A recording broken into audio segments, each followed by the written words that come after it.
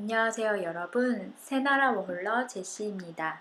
지난 워킹홀리데이 영상에서 구독자분께서 정착금이 얼마나 필요한지 물어보셨어요.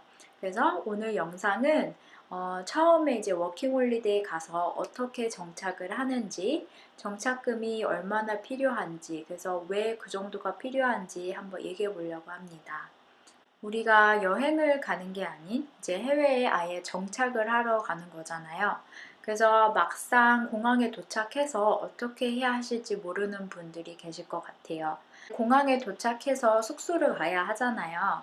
그래서 대중교통을 이용해서 가거나 아니면 택시를 이용하거나 아니면 요즘은 우버가 되게 잘 돼 있는 것 같아요. 저 때는 우버가 없었거든요. 그래서 우버를 이용해서 가는 점도 되게 좋은 것 같고, 저 같은 경우는 한국인 라이더를 구해서 갔어요. 그러니까 한국인 우버 같은 개념인데요. 한 출국 일주일 전에 저는 한국인 라이더를 미리 구해요. 어디서 구하냐면 해외에 한인 커뮤니티 웹사이트가 있거든요. 예를 들어 밴쿠버는 우벤유, 퍼스는 퍼참, 영국은 영국사랑 이렇게 있어요.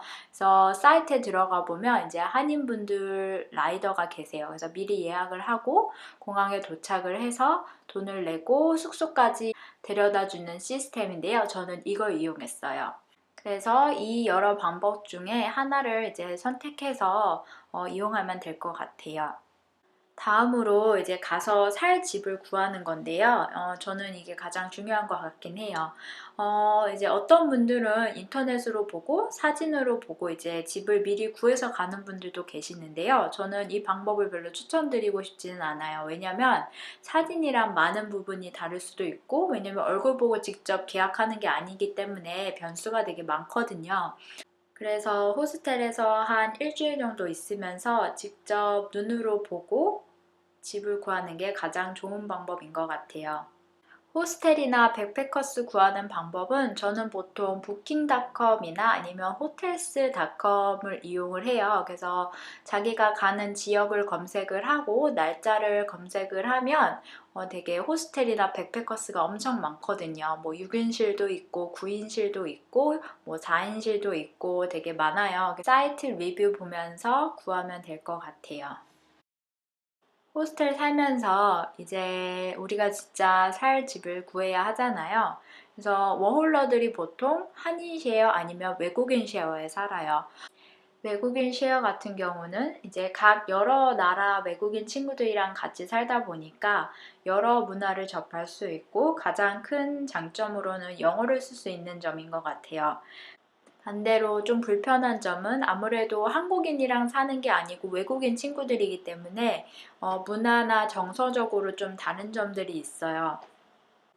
가장 크게 불편했던 점은 모든 외국인 친구들이 이런 건 아닌데요. 아무래도 외국인 친구들이 김치나 라면 냄새에 익숙하지가 않으니까 조금 불편해해서 저도 요리할 때 꺼려지더라고요. 그래서 이런 이유로 한인 쉐어를 이용하는 것 같아요. 그래서 우리가 먹고 싶던 김치나 뭐 라면이나 아무 음식을 해 먹어도 눈치 없이 자유롭게 먹을 수 있는 점이 가장 좋고요. 그다음에 한국인 친구들이랑 사니까 이제 아무래도 정서적으로나 뭐 문화적으로나 맞는 부분이 많으니까 편한 것 같긴 해요. 영어를 늘리려고 워홀을 가셨다면 외국인 쉐어를 더 추천드려요. 이렇게 외국인 쉐어와 한인 쉐어의 장단점을 얘기해 봤고요. 한인 쉐어 같은 경우는 아까 말했던 한국인 웹사이트에서 찾아보면은 찾을 수 있고요. 외국인 쉐어 같은 경우는 검트리를 저는 이용을 했어요. 네, 검트리 웹사이트에 가서 자기가 살 지역을 검색을 하고, 우리가 쉐어하우스라고도 하고 아니면 플랫쉐어라고도 해요. 그래서 저는 쉐어하우스라고 검색을 했어요. 제 사이트를 검색을 해보면 집들이 엄청 많아요. 그래서 집주인한테 연락하기 전에 사진을 보고 이제 대충 알 수가 있는 거죠.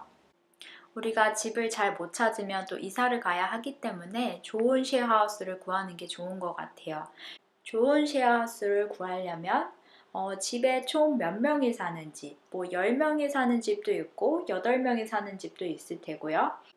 아니면 방에는 4명이 쉐어를 하는지 뭐 2명이 쉐어를 하는지 알아보면 좋을 것 같아요. 그리고 애완동물도 있는지 없는지 알면 좋고요. 그 다음에 화장실 쉐어가 가장 저는 좀 중요했어요. 화장실이 집에 몇 개가 있고 화장실 쉐어를 몇 명이서 쉐어를 하는지. 보통 화장실이 방 안에 있으면 뭐 4명이서나 아니면 3명이서 쓰기는 나쁘지는 않은 것 같아요. 그리고 가장 또 중요한 게 전기세, 물세가 렌트비에 포함되는지가 중요한 것 같아요. 아니면 n분의 1로 따로 내기도 하거든요. 또 거실에 누가 사는지 안 사는지 알아보면 좋을 것 같고요. 그 다음에 집이 깨끗해야 좋잖아요. 그래서 청소는 어떻게 하는지, 로테이션을 어떻게 하는지도 물어보면 좋을 것 같아요. 부가적으로 뭐 헬스장이나 수영장이 있는 집도 있어요. 뭐 운동 좋아하시는 분들은 이런 집을 찾으면 또 좋을 것 같아요. 꼭 쉐어하우스만 있는 건 아니고요. 독방에서 지낼 수도 있는데 독방은 주에 한 300불에서 400불까지 이렇게 되게 다양하더라고요. 방금 쉐어하우스에 대해서 얘기를 해봤는데요. 정착금을 이제 한번 얘기해 보려고 해요. 집을 구할 때 2주 디파짓을 보통 내거든요. 다른 말로 본드라고도 하는데요. 우리나라 말로 하면은 보증금이라고 할 수 있겠죠. 그래서 주에 150불이라고 치면은 2주 디파짓을 300불을 보증금을 내는 거예요. 그리고 보통 집값을 2주씩 또 내거든요. 그럼 300불을 내고 한 달이면 거의 1000불을 쓰게 되죠. 두 달째엔 1500불을 쓰게 될 거고요. 그리고 폰 개통하면 뭐 요금제에 따라 다르겠지만 2, 30불 정도 내고요. 그리고 처음 갔으니까 음식 재료들이 아무것도 없잖아요. 그래서 음식, 조미료 같은 것도 다 사야 되고 쌀도 사야 돼서 부가적으로 돈이 많이 들어가는 것 같아요.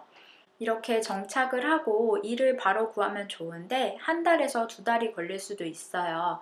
그래서 정착금으로 한 3,000불에서 4,000불까지는 최소 있어야 될 것 같아요.